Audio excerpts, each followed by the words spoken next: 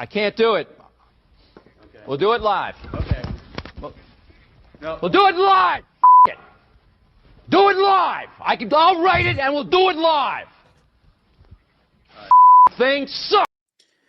Here we go. It's another edition of the Daily Puck Drop here on this Monday, your daily sports podcast here on Puck Sports. We appreciate you watching and listening. Thank you to all. If you are watching and listening later, just understand the Daily Puck Drop comes live every single day at 10 a.m.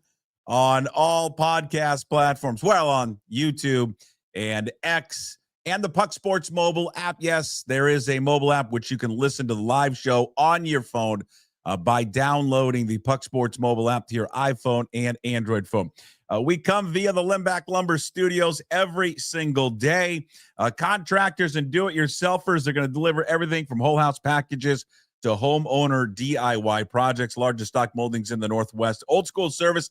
They've been doing it since 1930. Give them a call, 206-782-3487. Visit them online at limbacklumber.com. You can visit me on social media, Puck Sports everywhere except for TikTok. That's Puck_sports. And you can find everything up at pucksports.com. Jim Moore, the go-to guy, joins me momentarily. We'll talk, obviously, about the Seahawks. Darnold failing his first test. Josh Naylor is back. Our Cougs getaway weekend. Then Michael-Shawn Dugar stops by on the show, the Dugar Report. They're from The Athletic, brought to you by Georgetown Brewery. Get his take on what happened down there in Los Angeles. And we wrap up every show, including Monday, with Hey, What the Puck. But without further ado, ladies and gentlemen, a fantastic husband, an outstanding father, a world-renowned drinker and gambler, a man that everybody gets along with. He was stopped left and right in Pullman this weekend. People shaking his hand like he was like a late president going back and seeing all his constituents. It is the go-to guy who joins us on Monday, Wednesdays, and Fridays. Brought to you by an army of advertisers. And is the microphone working? It is not working. There we go. No,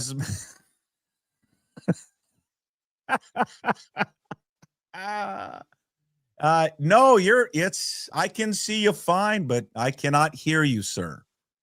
Cannot hear you. No. This is what we talked about it this weekend with the great Jim Moore, is that he gets frustrated with me because I get frustrated with him with none of his stuff working, but now it does not work. Well, I'll put you behind the backstage and maybe, just maybe, Jim Moore can figure out his microphone situation. You want me to just leave? I'm just going to leave you up there until you figure it out. And maybe at some point you'll talk. You know what? In a weird, sick way, I'm glad. There you go. It's right there. So quit touching it.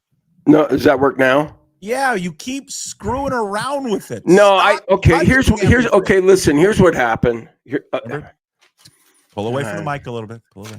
Okay, here's what happened. There was. Yes. Can't hear you again.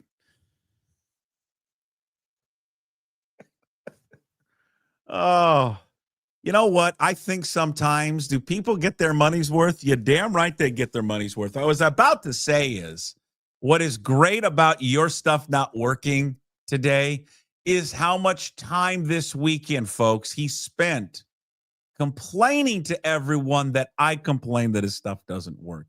That's why I actually thoroughly enjoy what's happening right now. Because every time we met somebody, he's always complaining that my stuff doesn't work. It doesn't get on. It never works on time, including his son. He's showing me plugging it in to the microphone. I believe you that you're plugging it in correctly, Jim Moore, but what I'm telling you, it does not work. All right. Well, it was going to be a fun Monday with Jim. We were going to talk a lot about our Cougar weekend, but I just don't think it's going to work out there for Jim Moore. All right, Michael-Shawn Dugar will join us coming up a little bit later in the program. We'll get to Josh Naylor, and then we'll do Hey, What the Puck and all that. we've got to talk about first. We'll start off with Sam Darnold and failing his first test, and maybe we'll get Jim back. If we do, great. If we do not, I'm going to tell you, he looked great today. For those who did not get to see him, because you're just listening, he looked wonderful. The narrative is going to continue for Sam Darnold, unfortunately. It sucks, and I don't think anybody wants to sit there and come on any type of show on a Monday and say that. But it's going to. And we talked about this on Monday.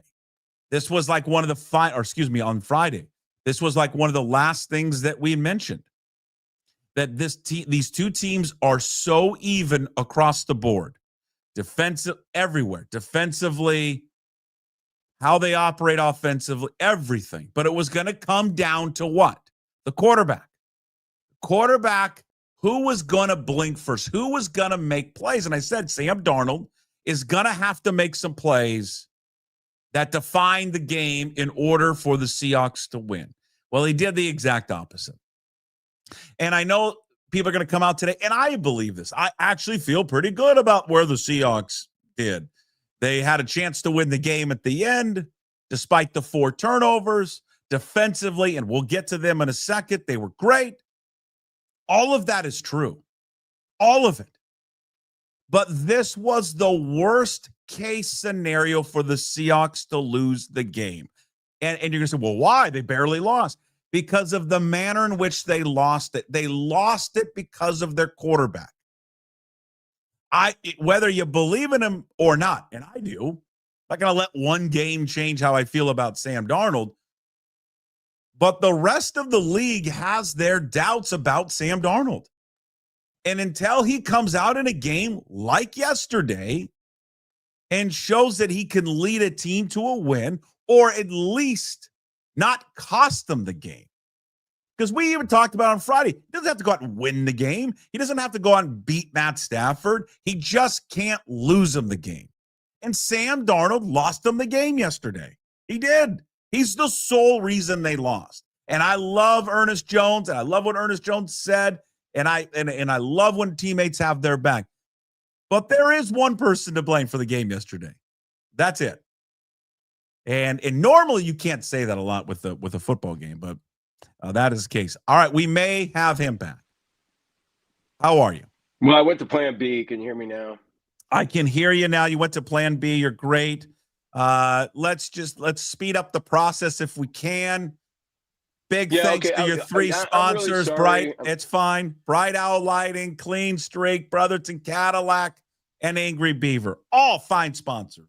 Yeah, of the go-to guy. Sorry for my technical difficulties again. It just. Can you say sorry to me, Jason? I'm really sorry. Can you say sorry for all weekend long? And I fail miserably at being a professional. I apologize to the listeners, to the viewers, to the people who sponsor my appearances Monday, Wednesday, and Friday.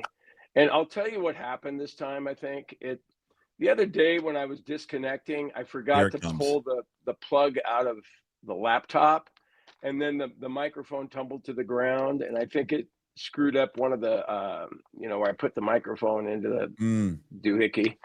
Yeah, and that's what the problem was. Okay, but okay, we can pick up where you were going. But I want an apology from you specifically about your weekend behavior of every time we ran into somebody saying, God, doesn't he give me a hard time? He gives me too much of a hard time. I did say that because I think you should be a little more compassionate, empathetic, those kind of words. But like everybody sees, everybody sees the on-air podcast Puck. Yeah, not the behind the scenes. I see the guy before it's go time, and sometimes, man, he's just not as nice as you think he is. I mean, he's like, Jesus Christ, Jim. I can tell. Sometimes you don't say Jesus Christ, Jim, but I can tell that's what you would be saying if you were saying anything, because I know you well enough to be able to read the look on your face. It's like, do you think what the hell is it today, Jim? Do you think sometimes, like today, it's warranted? Yes, I do. Okay. Today it is warranted. And you're more jovial. I mean, you seem like you're taking it in good fashion. Yeah. All right. We're going to get to our weekend getaway. Pick up where I left off. I mean, again, you and I both like Sam Darnold. I think most people like Sam Darnold, but that game is squarely on his shoulders, and that's the reason they lost. And that doesn't mean he's a bad quarterback, and that doesn't mean like the season's over. He can come back and whatever they play in a few weeks and beat them, and they can go on and go in the playoffs and all that. But he has routinely failed in these games. Yeah.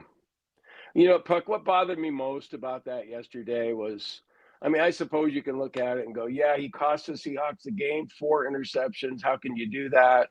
It's the same old Sam Darnold. People who, I mean, Stephen A. Smith ripping him on his show today. Everybody nationally is going, oh, same old Sam.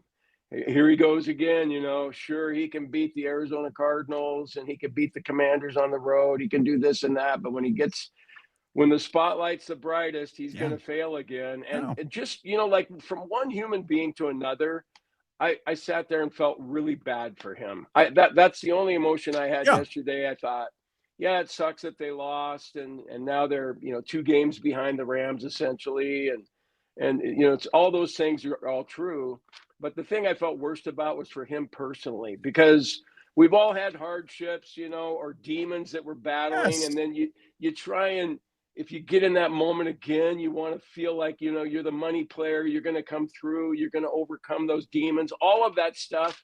And then there he was doing the same thing again. Same stuff. I just sat there and I thought, damn, I just, that's it. That's all. I felt bad for him. I didn't feel like, God, you suck, Sam, you know, Jesus, just like the game against the Rams last year and the Lions last year. I didn't think that. I just thought, God, for his own sake, his own damn sake. And I know you can sit there, he's going, God, the guy's making $30 million a year and you're feeling sorry for him. Well, yeah, yesterday I did. Because you want, if he wasn't a good guy, you're like, okay, fine. If he was a jerk and you didn't care about him and he came off as some just idiot, you probably wouldn't care, but he doesn't. And I think for him and where this team wants to go, he has to get through that. And I think what yesterday's performance told me, and I think we chatted about this on Friday, he is thinking about it. It is in the back of his head. He'll never acknowledge it. No player ever will. But how he played last year against him when he was sacked 9 times, what was he trying to do yesterday? Not get sacked, and he kept throwing the ball as fast as he could, not even caring where the ball was going to go because he didn't want to get sacked. And, you know, I just think that, and this stuff will swell on him, or, you know, we'll start, you know, the ball going down the hill. It will just, the momentum will pick up on this. He knows in the back of his head that he's struggled in these games. I know he said, I think this week, maybe when he talked to the press, outside noise. I only pay attention to what's inside the building. I love all these guys. They're all liars. All of them. They just are. They pay attention to it. I used to always laugh. Yeah, I know, Puck, but he's not going to come out and say, I know that. God, I know that. There's something, you know, the Rams have my number, and I don't know what it is, but God, I kind of freak out when I play them. He's not I know that. But I know that. I know that. You're 100% right. But it's in his head, man, because he can't play against them. And what's the biggest problem with them, because that's the team they got to get through if they're going to win the division. You know, maybe San Francisco now with getting Purdy back and all that, but in the 2 games this year in which they've got to beat the 2 teams in this division, their defense played their asses off. And he, fair or unfair, more so yesterday, he cost them the game. Now, if you go back to the San Francisco game, I'm going to give him a pass. Abe Lucas gets pushed back by a great player, Nick Bosa, and he strips the ball. But he still lost the ball. He did. And again, he turned it over. Turned it over 4 times. It's 7 picks in the last 4 games, or it might actually be more than that. He leads the league in turnovers. And again, that defense is a Super Bowl caliber defense. I mean, that is one of, if not the best defense in the league. That absolutely handcuffed Matt Stafford yesterday. Handcuffed him. The hottest player, hottest quarterback in the NFL, and they shut him down. And you got in the red zone, you couldn't score. You couldn't complete a pass to Shaheed that beat the shit out of his man down the field. You underthrew it, and you threw the last pick is the most egregious. The most egregious. Like, that's the stuff that goes back to where people have no confidence in him is the fourth pick. Jumping up in the air, and what are you doing? What are you doing?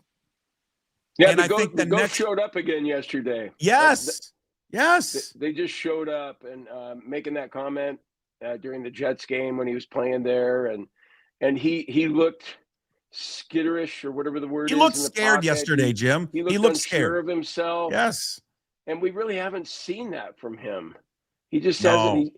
He seemed like he'd gotten over it, and that I was actually looking forward to this game, hoping that he would get through it, of course. And now, now what? I mean, I don't care how many reps he takes this week. I'd rather see him take some reps off and go to the therapist's office. It doesn't matter what he does. Hanging out. I know all these teams have mental skills coaches or whatever they call them, and we just call them, a therapist. That's where he needs to go. He needs to go see a therapist and just, kind of figure out what golf, helps golfers. It helps everybody in sports. I think that would really help him if he just spent some more time in that office in a chair or on a couch or whatever, and just I don't know if it's that. See what it is that he needs help with mentally. Well, they've got his number. I mean, Mike Sando had this stat up in his pick six column today. Third career game for Darnold with 0 touchdowns and 4 interceptions. That is more than anyone else since 2000 in the last 25 years of the NFL. He had 2 veteran coaches that he interviewed, current coaches right now in the NFL, that Mike Sando had a chance to talk to yesterday going through the game and the picks. One veteran coach said to Mike Sando, quote, "Sam is just going to have that in him for life. He will play great. He will play good. Then he's going to have those plays. The problem is when you get established as a playoff team, everyone is scared to death that is going to happen. And I'm going to raise my hand. Scared to death when they get in a big game with him. I am. And I love him. I want him to succeed. But I'm scared. I'm scared that the next big game they get in, because you're not going to learn who they playing this week. They're playing Tennessee. Yeah, I don't care about Tennessee. No, I know. I don't care about Atlanta. I don't care about what else they got coming up. Let me just pull up their schedule. I don't really care about the Vikings. They should handle them. Colts obviously be a test. All I care about is December 18th on Thursday. And that's it doesn't and then matter. The final game against San Francisco. Yeah, it doesn't matter what he does in the next 1, 2, 3, 4 weeks. Does not matter. No. Doesn't matter. No. It'll be like going against the Titans, it'll be like a major league hitter going against their fifth starter or something. And then another coach said this to him about the interceptions yesterday. Another coach in the NFL to Mike Sando, the Athletic. Quote, he thinks he's Aaron Rodgers. He's going to fall away and do that wrist flick. That's hey, what? Okay, fine. Whatever the second coach said. I can't believe I'm coming to Sam Darnold's defense. You should. It's Seahawks a game. We like the guy. Interceptions, but screw that first coach. Okay. How does he know? How does he know that's going to be with Sam Darnold for life? I mean, I think it's been his MO. It's been with him through this point in his life. Yeah. But there's still a lot of career left for Darnold, and it's kind of interesting hearing him say, that I'm going to learn from it. Whenever a guy says that, I'm going, well, hey man, didn't you learn from it last year? We're still learning apparently. So yeah, it's just disappointing. I'm disappointed for him. I'm not disappointed in him. I just was hoping that he'd be able to get over that hurdle and finally, shut his critics up. And all he did was amplify things. All of his critics are. I mean, they can shout from the rooftops now. That, of course, Sam Darnold sucks. I told you. And then you kind of have to go, yeah, you know what? Up there on that roof, hopefully you got bright out lighting to put your lights up. But coming today, by the way. You're right about Sam Darnold. Guess what? You're probably right, but I still hope you fall off that damn roof.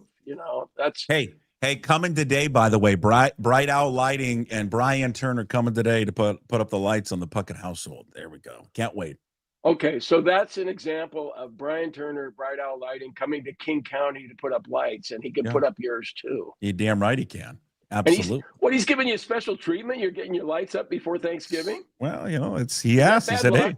That might be bad luck. Why is it bad luck? I've never heard. Is that bad luck? Is it? I I don't know. I got that Sirius XM stuff, and I love listening to holiday music, but I'm not going to turn that on until Friday after Thanksgiving. Okay, I got you. So don't turn your lights on until Friday after Thanksgiving. Okay. Well, you talked about the Rams being in his head. Sam Kitchens, who I think had the 2 of the interceptions yesterday, said, quote, the rush contains him, and he wants to get rid of the ball, and he's not flinching up. He doesn't want to get sacked. He's just trying to get the ball out of his hands, so that's when I knew that there was an opportunity. They laid out what they want to do against him. Pressure him. And he's so scared to get sacked that he's just going to throw the ball. And I just think that when you're Sam Darnold, and you know what the narrative already is about you, and now you're right. You just said it. It's going to get amplified even more. Well, it has been. Like, I just think that gets in your head. I'm real curious to see how he reacts to this. And again, I do not care what happens in Tennessee. But what I care about is December 18th. How is he going to come back against that team? Because, Jim, they were the better team yesterday. Better team. They killed him in yards. They killed him in time possession. They killed him in plays run. They dominated that football game yesterday. Dominated it at times. But yet, one guy's going to the Hall of Fame, and the other guy is going to have to carry the weight of he cannot be trusted in big games. God, I come back to it's just too bad too, because that offense, when he wasn't throwing picks, it's like saying that the Cougar defense did pretty well against Ashton Genty, except for that 69-yard run and 55-yard run. If you took those 2 runs out, then we held them down. We held them in check pretty well. So it sounds kind of stupid to say that, aside from those 4 interceptions, but I like how they ran the ball yesterday. I mean, they seemed pretty good offensively. They were moving the ball pretty well. It wasn't like Dixon was out there all day punting. They got down in the red zone, as you said, and they couldn't get it in the end zone. But I was really happy for him to see that final drive. I mean, if that ball doesn't go out on the 1-yard line and they get it on the 10 or the 12, or if it goes for a touchback and they get it at the 20, they had enough time to actually pull that off. That would have been one of the most remarkable victories in Seahawks history if they pulled that off. It would have been up there, not the same significance. Not the same significance at all, because that game you went to the Super Bowl. Very reminiscent of Russell Wilson and all the picks against Green Bay. Yeah. In the NFC Championship game. But then he's got one final drive. They win the game, and you're like, okay. Yeah. It would have been similar to that. But, and all was not lost. They covered the damn spread somehow. Well, of course, yes. I mean, come on. If you had 3.5, you were a winner. Yeah. You know what I thought when they were back there at the 1-yard line? I thought, sure as shit, they were going to get a safety, and then they would have lost by 4. Well, I thought he was going to throw another pick. I'll be honest. You thought it was going to finish off with a fifth pick six? I thought a pick six was coming, and they and that's another thing too, is that there needed to be a little bit more urgency on that drive.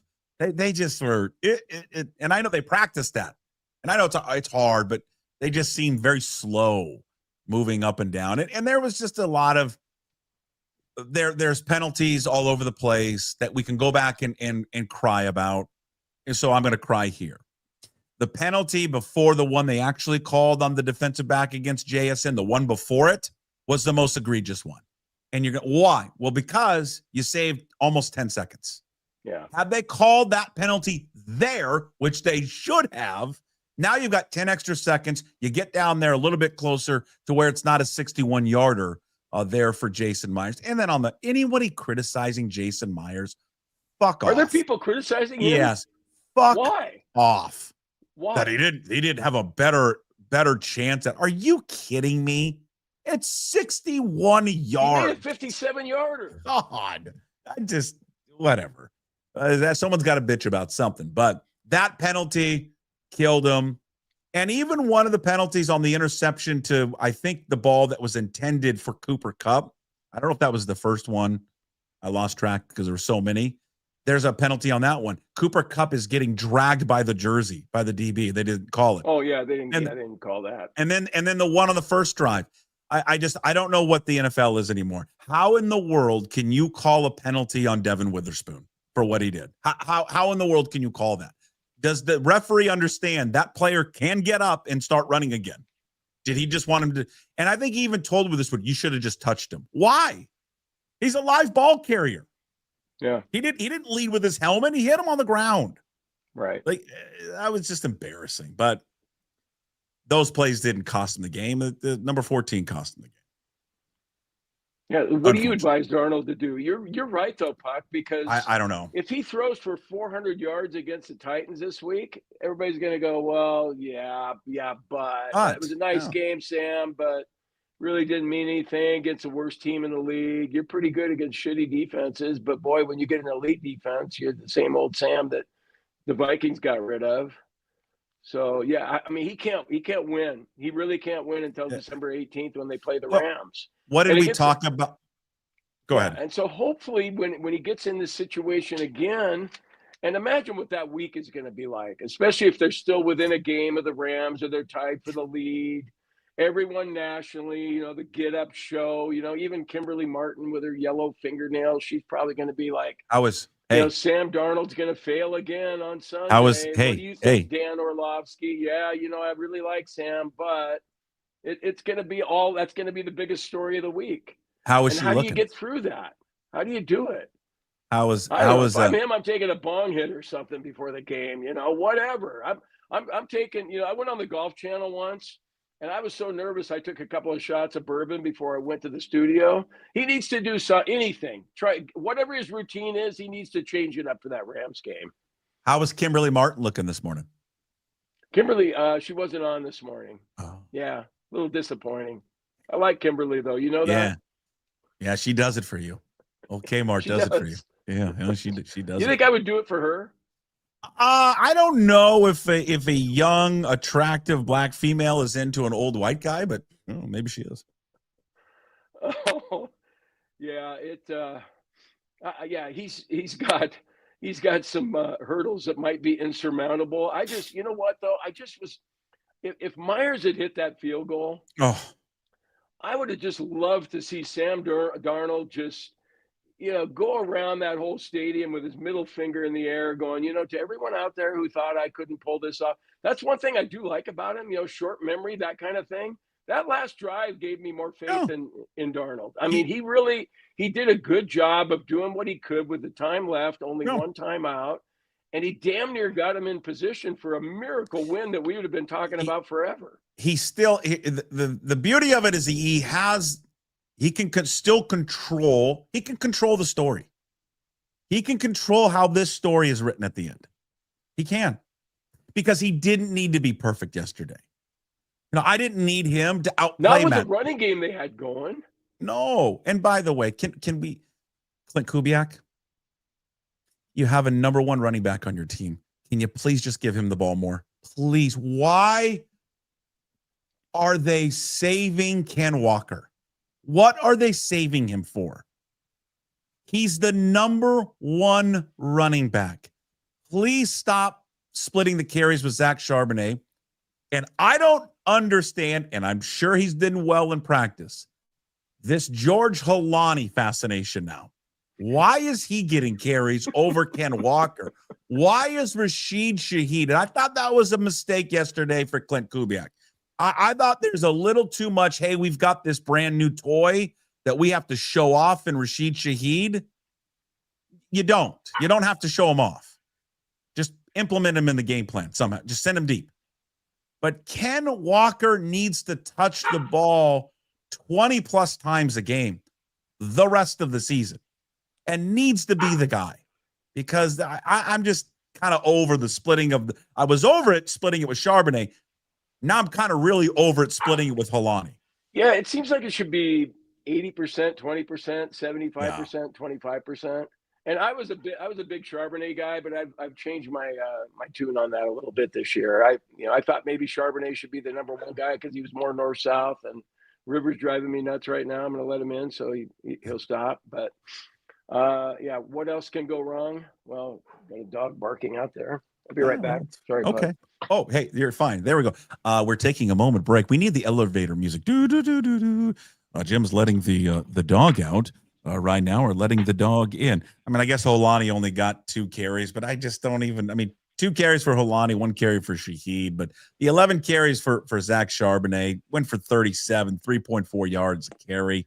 Meanwhile, Walker's averaging 4.2, but only on 16 carries. I just need to see Ken Walker carry the ball more. All right, they got the rematches coming up on December 18th. I want to check, see if there is any update, because if you would have said, "Hey, you can beat the Rams, but you lose Gray Zabel," I would say no. Give me Gray Zabel. But I'm just trying to see what the update on Gray Zabel is. That he said today or this morning on his coach's show that McDonald says he's optimistic right now. Initial news is positive. Okay, well, that's good to hear, because everything was ominous yesterday about him. Because you sit there and you go, if you lose that guy from your offensive line after already losing Sundell, and you know that Darnold has problems with pressure in his face. That's the thing, every other quarterback has that problem too. Well, everybody is. Yeah, everybody. Yeah. Everybody. But yeah, you can't.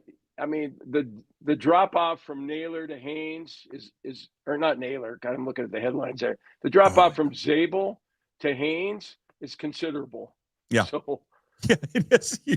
Well, there was one play where Haynes just got, driven back like 10 yards. I want to bring up the Josh Naylor thing real quickly, but I do, because we spent so much time on Sam Darnold. And again, I get it. It's the storyline. It's the number one storyline from that game yesterday. But we did say this in the beginning. That is a Super Bowl caliber defense. And I've been waiting for a long time, and I wanted to see it against a really good offense. I thought it was really, really good, but I wanted to see it against an elite offense. Well, I saw it yesterday, and it passed there with flying colors. What they did defensively and the job that Mike McDonald done is just amazing. Before you go, though, what great news we got later in the evening.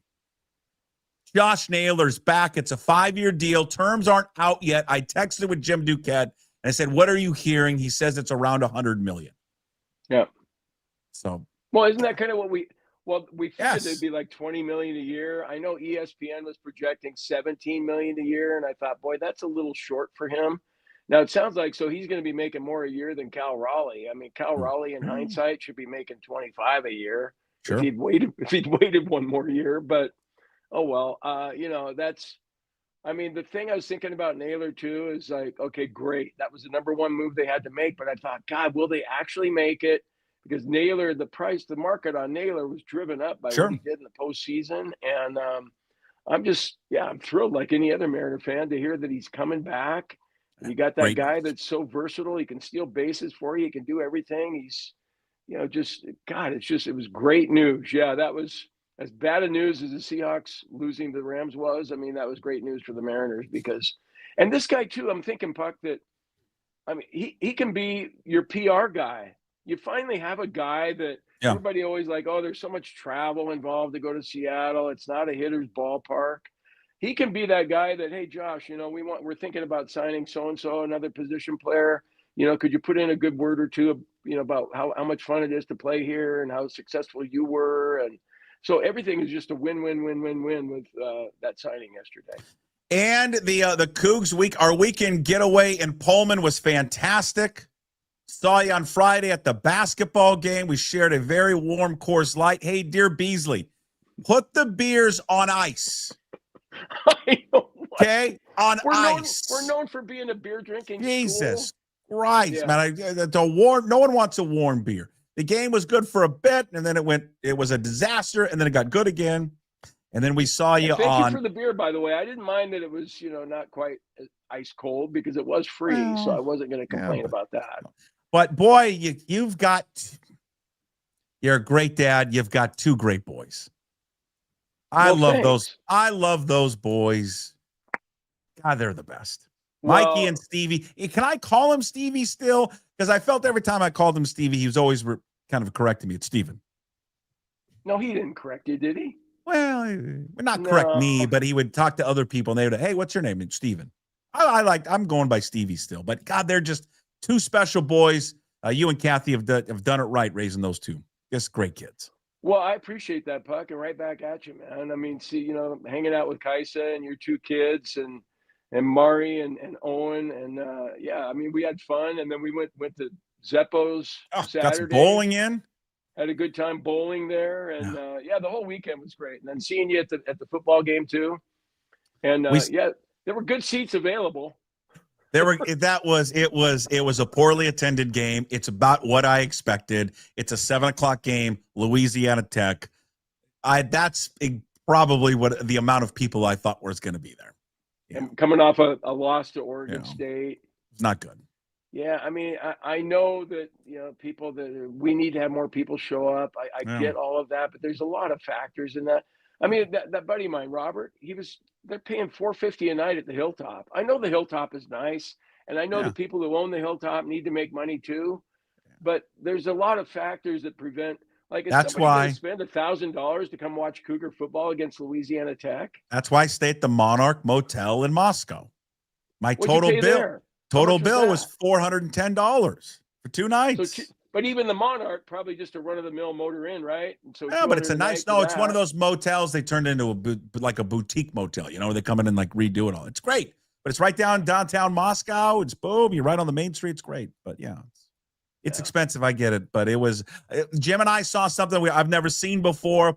There was an older gentleman that was in our section that ended up bringing in a full bottle of Jameson. And I know I got a swig off of it before it was taken away. And then the person came up to say, "Sir, where'd you get that?" Well, I can't have it in here. That was my favorite. I can't have this in here. The guy's like, "No, we don't sell that here. Give it to me." And I'm thinking, well, he's going to get escorted out. No, not kicked out of the game. Just let me take your Jameson. And I thought, that's the beauty of Pullman right there. You don't get kicked out of the game for bringing a full bottle of Jameson in. Just it's taken away from you. It was an actual glass bottle. Glass bottle, not a fifth of Jameson. Like what? I've never kind of seen between that a pint size. and a fifth. Whatever that is. Looked by almost like a 22 ounce. But I've never seen that before. All right. It seems like you can get away with fireball shots though. You can do anything in that stadium. Ones, they don't. It seems like they don't care about that. They don't. There's not much they care about there. I think you can do anything that you want to do. So, all right. Yeah. We'll see you on Wednesday. I want to tell your listeners and viewers that I was really impressed with your wife, and she's terrific, by the I you did well there. You up chicked out, kicked. She's the covers, best. All that stuff. Yes. So she steps up, and I was bowling with the boys when you showed up with your family, but it was like the 8th frame, and I turned to Kais and I said, "Hey, you want to bowl a frame for me?" And she goes, "Yeah, sure." So she goes down, grabs a ball. She doesn't have bowling shoes on. And she proceeds to just rocket this ball right down the middle of the lane and had a strike. And it was one of those strikes. It wasn't like the pins just kind of fell. I mean, you could hear that strike. It was like professionally done. It was impressive. She's a Renaissance woman. She is. She's a great mother, leader. Puck, just for your listeners want to know, well, how'd Puck do on his first frame? You put 2 in the gutter, and we needed the railings for you. I want the railings and the thing that you put the slope where the ball goes down. I'm terrible. How about that special section at Zeppo's though, where you pay a little extra and you kind of feel like a high roller over there? Yeah, you got the dim lights and it was great. It was beautiful. Awesome. Yeah, we got to watch Johnny Mateer. We got to start with Johnny Mateer. Good win for the Sooners over Alabama. Yeah. God, we got to talk about that Wednesday. Kalen DeBoer, you could see frustration. You could see the pressures mounting. He was losing his mind on the sideline. Like I'd never seen him act like that before. All right, we got Old Crimson. We'll tape it tomorrow, and then I'll see you on Wednesday. All right, Puck. I'm going to go to SeatGeek and try and take care of this problem. Okay. Is it SeatGeek or Geek Squad or whatever? Geek Squad, yes. Yeah, you got it. Okay. All right. Thanks, man. Go Cougs. Go Cougs. There he is, Jim, over this Monday, Wednesdays, and Fridays. And again, brought to you by Brotherton Cadillac, Angry Beaver, also Bright Owl Lighting, and A Clean Streak. Let's get more on the Seahawks with the one and only Michael-Shawn Dugar, the Dugar Report. Of course, Mike covers the Seahawks there for The Athletic. You can catch all of his work at theathletic.com. And, of course, the Seahawks Man-to-Man podcast there as well. His weekly appearance brought to you by Georgetown Brew. Drink Georgetown Tavern Beer, your new locally brewed domestic-style lager. 4.2% alcohol. Cheap, good, local. And Michael-Shawn Dugar joins us again here on Mondays talking Seahawks, and again brought to you by Georgetown Brewery. Well, that is certainly that performance yesterday, Mike, and you wrote about and talked about it up at theathletic.com. I would encourage people to go read the story that you wrote about the game last night. That's not going to help the narrative on Sam Darnold and his performance in big games. No, and I mean, I watched, First Take isn't everything these days, but the Seahawks aren't in the national airwaves that often. So when they are, I'm always curious to hear how the discourse goes, whether it's Stephen A. and Dan Orlovsky or the McAfee show, First Things First with Nick Wright and those guys. It's just cool to see, for better or worse, when you talk about the they don't respect us or whatever, that's typically who you're talking about, They is not a magical, mythical creature. And so I was watching First Take today, and what do you know? Stephen A. was like, told y'all. Big game. Couldn't get it done, and Dan Orlovsky, usually a big Sam Darnold apologist, truther, however you want to put it. He had nothing. He had nothing because that was an indefensible performance from the quarterback, regardless of any narrative. Just throw 4 interceptions, when you got first place on the line. That's bad. But given the team it was, the stakes, the kind of the narrative around Darnold, that was quite literally, Puck, the worst possible outcome for him yesterday. It was terrible. That's what I said last night, and we talked about it earlier today in the show. The manner in which they lost is the absolute worst case scenario for the Seahawks. Had they lost the game, same score, but let's say he doesn't have the interceptions, and then the defense just kind of, even the score wasn't much, kind of gets pushed around all game, but not even pushed around, just Rams playing good. They got a good offense. Or Matt Stafford plays better, throws for 260 yards, and has a couple of touchdowns. You're like, okay, it was a good game. Their offense beat the Seahawks defense, although the Seahawks defense kind of played well. Sam Darnold didn't play poorly, didn't turn the ball over. The Rams made an extra play offensively than Seattle. It had been that way, or even if the Rams had pushed around their defense, you go, all right, again, one game's not going to define it. Sometimes the other team just has the advantage. But that way that they lost, that's a crusher to me, because that is the last thing standing in the way for this team to prove to the rest of the division, conference, and league that they truly are Super Bowl contenders. Because, we've talked about this before. The defining factor of all these teams at the end of the day, when the game's on the line, you win a championship, it's going to come to that guy behind center or under center. Can he make a play to win a game? You saw it yesterday for one guy, and you didn't see it on the other side of the ball for Sam Darnold. Yeah, the type of game you're describing, honestly, is the Niners game, the first one.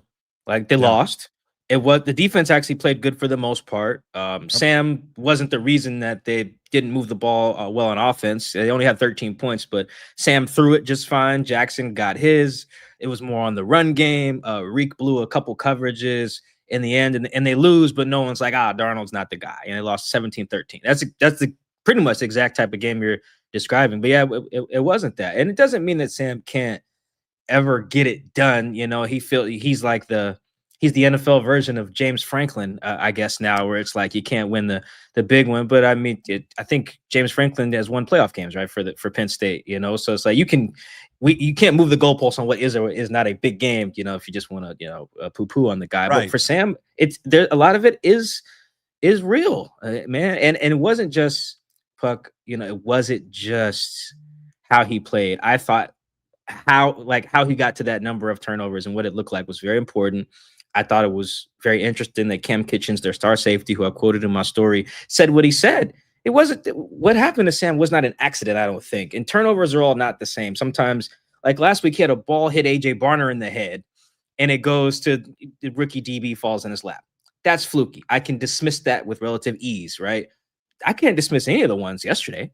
They were all bad. They were bad decisions and bad throws. And they were a product of a team that knew last time we played this guy, we sacked him 9 times. We're not dummies. He's going to try to get the ball out today. What does that mean for us? Well, that means we get our hands up and then we jump everything. That's exactly what they did. That was just a defense that had his number before, having his number again. And that's where I was really concerned. I'm watching the tape now before we hopped on. That's where I'm concerned. It's like if they have your number, then you can't go anywhere. If a team in your division has your number, you're never going to do anything. Go ask teams go ask AFC West teams, go ask AFC East teams the last few years. Right? If team in your division has your number, you're cooked. Right. So that's where I'm really concerned. The rematch will tell us a lot, but we don't have the rematch to look at. Right now, we just have this one data point, and it speaks to unfortunately a trend. And and Jim and I just discussed this. And the thing is, it doesn't matter what he does next week. It doesn't matter what he does in the next 4 weeks before they play again, because no one's going to care what he does against the Titans or the Vikings or the Colts or the Falcons. They just can't wait for December 18th on Thursday night for that game. And then it's a primetime game. So then the build up to it all week long is going to be that performance. Well, last 2 times, he's been sacked 9 times. He's thrown 5 interceptions in the last 2 games, because I think he had at least one. I think he had one in the playoff. He had one in the playoff game, yes. Yeah. And again, that's what it's going to be. And I think for Sam Darnold, and I know he tells you guys this week, and all athletes do this. Oh, I don't pay attention to the outside noise. I'm going to tell people, they're lying. All of them are lying, because I've been in too many locker rooms, too many clubhouses. I see what's on the TV. I see what's on the table in the newspapers and the magazines. They pay attention. They know exactly what's going on. They know the narrative. They know the talking points. They know all of it, because they're humans. And you can't fight the urge to know what somebody else is saying about you. You just can't do it. It's too hard. And I think for him, he knows what's being said about him right now. And I don't know how he responds to it. He still has time to rewrite, his story, his narrative, and all that. But it's not gonna be until they meet again on December 18th, Mike. I don't care if he throws for 500 yards every game until the rematch.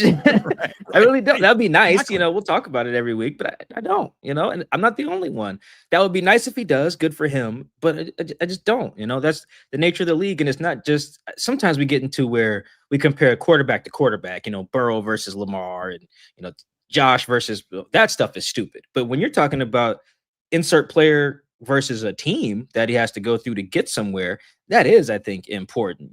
Josh Allen versus the Chiefs is relevant, in the playoffs, not versus Mahomes per se, and Sam is becoming that same thing. And Puck, even if they don't necessarily know who said what exactly, these guys aren't dummies. I think Ernest's comments last night were not because he hopped on Twitter after the game or Instagram.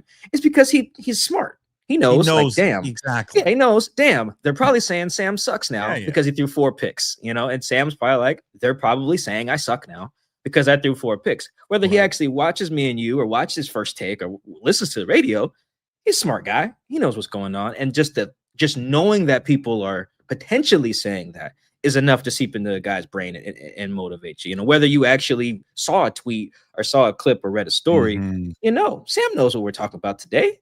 He earned that, just like if he had killed these guys, we'd be talking about that in the other direction as well. So I don't know how much it affects him mentally, but it's real.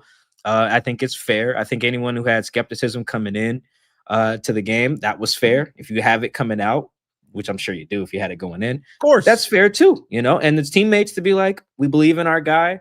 We don't think this game says who Sam is. I think that's fair too. But at some point, he's got to get to when the money's on the floor, the lights are bright, and just give us one. Just give us one. I think, to go back to the Niners game for just a quick second, and everything you said is spot on. Like, I'm not gonna kill him for the fumble at the end. It happened. Oh, in the Niners game, yeah, exactly. The Niners, it happened. Lucas gets pushed back by a great player who makes a fabulous play. But the point is this: in 2 games. And I think we talked about this last week. The reason Mike Macdonald was hired, one of the reasons was he needed to beat these teams. He needed to figure out a way. We're going to go against the grain. We're going to use defense to combat McVay and Shanahan. Well, in 2 games this year, he's done that. He's proven that his defense can stifle that offense. But it's got to be, it's going to come down. Can you trust that guy to go out and make enough plays? And because they can go back and maybe we didn't play poorly against San Francisco, but did he do enough to win the game in San Francisco? Because you need a throw or two. Can you make a throw or two to beat a team like that? And then yesterday, I mean, look how razor thin it is. I mean, Mike, they outplayed them all game long. Well, I mean, first quarter, Rams were doing well. But overall, if you look at the numbers, you're like, how did Seattle not win the game? Minus the turnovers.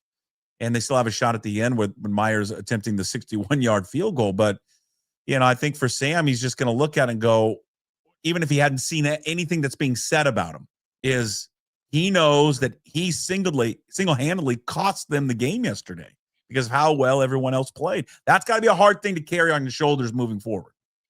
Yeah, I was even just in the locker room yesterday. I was walking. I was like, who do I want to talk to? I'm looking around. I'm like, wow. I was just kind of thinking, man, everybody here played okay. Like I really was walking around the locker room like, yeah, D-Law played good. Yeah, Chenna. Yeah, Kobe missed a few tackles, but got it back with the punch out. I'm like going through each guy I wanted to talk to. And, Shaheed and Cup was on the podium, so I'd excuse him.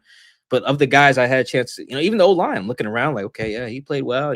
He had some good blocks. I'm like, this really felt similar to the Rams game at home last year, where it's just like, wow, yeah, this was one of those where if the quarterback had played better, they win the game. And you don't get a lot of those games because it's hard to isolate one player's performance in a game where there's so many things that happens. But in this one, it really was like, if he just has 3 picks instead of 4, they might win that game. It really could have been just that simple. Yesterday. Mike, I'll make an argument here that sounds stupid, but that's nothing new for this show for me. If he doesn't have any turnovers, I make an argument that they maybe win by double digits. They walk out if the defense plays like that, how that defense was playing. I mean, the way they were at times moving the ball on the ground, and even in the past game when he wasn't throwing picks, hell, they might win by more than 10, 13 points, 14 points in that game. I mean, that defense, that's the thing. That defense proved to me yesterday. I knew they were good, but they're one of the last games in my mind with that defense was Tampa Bay. Okay, yeah, but it changed, right? They've gotten better since Tampa Bay, but it wasn't against the good offenses. It was against mediocre offenses, but they were playing dominant, and you can't take that away from them. And I think this was another barometer for them. How good of a defense are they? Well, they answered all of that yesterday. That defense is phenomenal. Phenomenal what they did to Matt Stafford. I mean, they held them with season lows and everything, right? Well, not touchdowns, but yards per play. He averaged 4.6 yards a completion. That's correct. An attempt, 4.6 an attempt. Yeah, 4.6 an attempt. I mean, that is elite what they did yesterday to that team, and especially after the first quarter when Williams was getting loose a little bit and they were moving the ball and they made adjustments and they adjusted the Rams trying to speed them up a little bit by not huddling and going no huddle on that. And I don't know, they played fantastic, and I think that's the frustrating thing is because that defense good enough to be the last team standing at the end of the year. Yeah, I mean, my follow-up story today I'm working on, I'm pretty much done. Just got to reread it before I send it to my editor before my flight back home. That's a championship-level defense. Yeah. That's what they showed me yesterday. Season low, 130 yards. Stafford came in and was averaging like 270. Threw for $130, didn't turn it over, but he couldn't move the ball. He was like 3 of 9 on 3rd and 4th down with only 1 first down throw, and that was the Puka play early in the first quarter. Yeah, I mean, you want to talk about the defense after the first quarter. So that first quarter, I think Kyron Williams had like 76 yards rushing. He finished with 91. 91. That was it. They shut that down. I don't even think they made that many adjustments. It really just Kobe missed 2 tackles that I just looked at those today in the first quarter. If he makes those tackles, the first run's probably like 10 yards, 10 or 11, depending on how Kyron falls. And then the second one is like 10 or 11 yards, depending on how Kyron falls down. Instead, there were 2 runs for 64 yards total. That's the difference. That's a 40 yardish difference right there. If just one guy makes a tackle. And that was the difference there, I thought, in the game. He makes those tackles and they're fine. A guy who usually does make tackles too. So I think you can expect him to make those plays. Yeah, defense was great. They couldn't move the ball, couldn't convert on 3rd downs.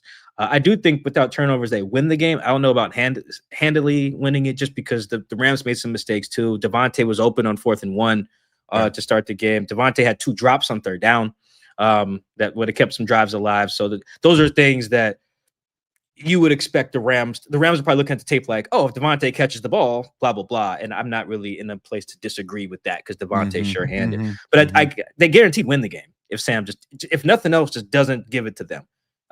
Puck, they had 3 scoring drives, the Rams did yesterday, 3 touchdown drives. 2 of them combined for 28 yards. One of them was a 3-yard drive. They went the length of the field once, and that was in the first quarter. That was it. That defense did its thing. And to your point about why McDonald was hired in the 2 games against Shanahan and McVay this year, they've given up 21 points and 17 points. My napkin math tells me that's about 19 points a game. You give up 19 points a game to those guys, you should win. That's just the reality of football. They didn't, but that was no fault of the guy, calling the plays on defense. Agreed. And that first drive, by the way, was aided by one of the worst calls I've seen in the NFL this year. And certainly all of Sunday. That is it's an egregious, terrible call. And I would like for the officials to explain to Witherspoon and the NFL and the Seahawks, what was he supposed to do? Because that player is allowed to get up and run. And was Witherspoon supposed to just let him get up and then hit him? And the referee told him, I think, over there. I don't know if you talked to him after the game. No, I did, for what it's worth. Before you continue, I asked Spoon, I said, Spoon, did you get an explanation? And he colorfully said no. I can't quote him, but he was like, no, he did not. So I didn't ask him anything further. He was like, no, they didn't tell me what I was supposed to do. It seemed like the ref was telling him you should have just touched him down. What? It's not 2-hand touch. He didn't lead with his head. That was a bizarre play call. That certainly aided that first drive because it was tacked on 15 yards.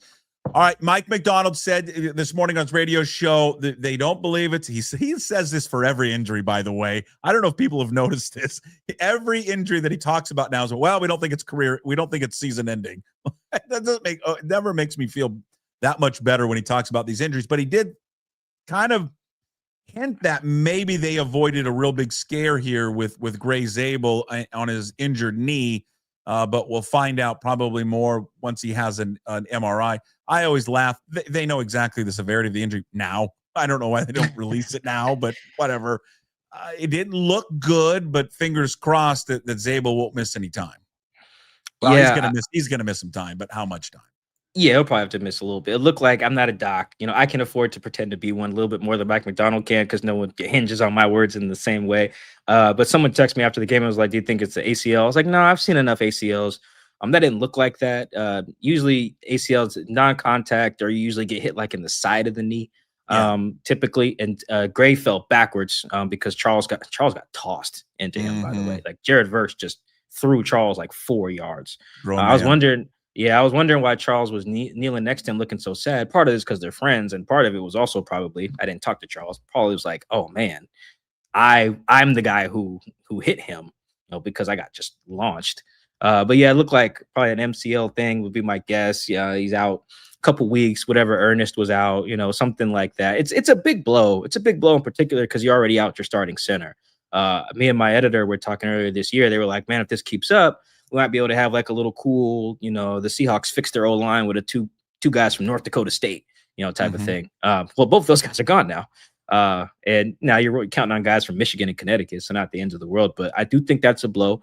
I do think they're going to have to adjust a little bit there up front. Well, if they have to roll with Christian Haynes and Olu, they're playing a decent front, in Nashville. So that'll be a good test. Yeah, a decent front there in Atlanta as well. Really good front there in Minnesota, and an excellent front.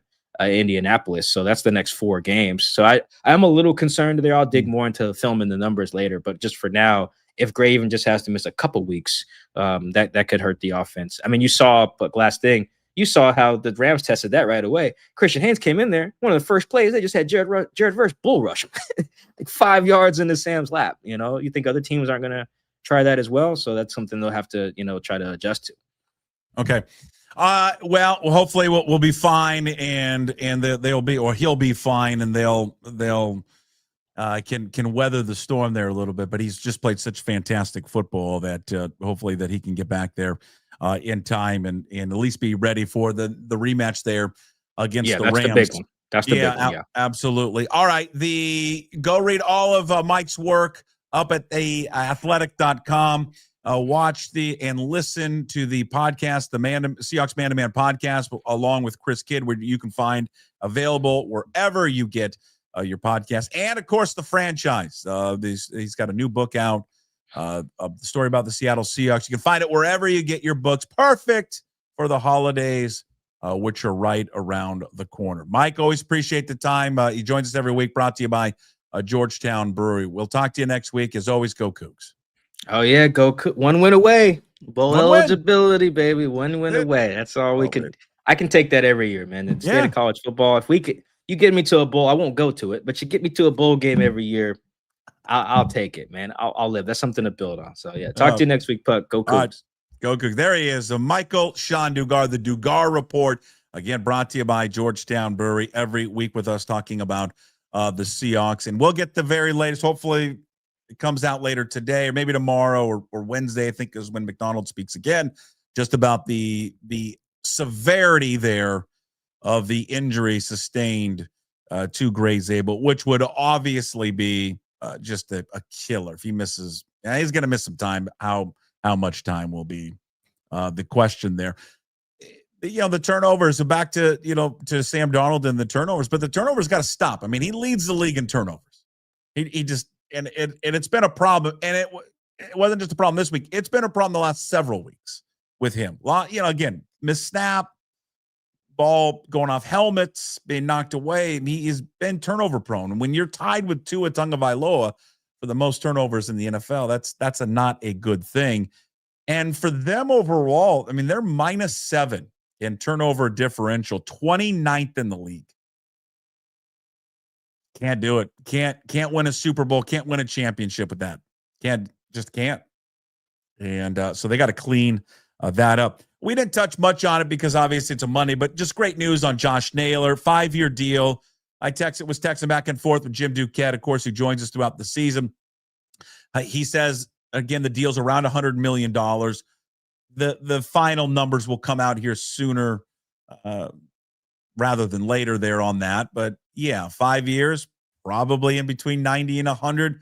We had talked about this for several months, that would, the 5 years, $100 million, $20 million a year would probably be the figure. So we'll see how close that gets to the actual figure once it comes out. They also got some bullpen help. They ended up getting a left-hander, Robinson Ortiz, a 25-year-old who was in the Dodgers system, played for Oklahoma City. Last year put up 2.76 ERA in 16 innings. Speaking more of baseball, Inside Pitch with Ryan Divish of the Seattle Times returns Wednesday. We actually were discussing this before the news on Naylor, but we were like, there's just too much going on in baseball in the hot stove and all that. And he loves to talk, and he misses us, and he misses you. So Divish is back on Wednesdays for Puck's Posse members throughout the offseason, discussing Mariners baseball, and a new episode for Puck's Posse members will come out Wednesday there with Ryan Divish. A Puck Survivor update.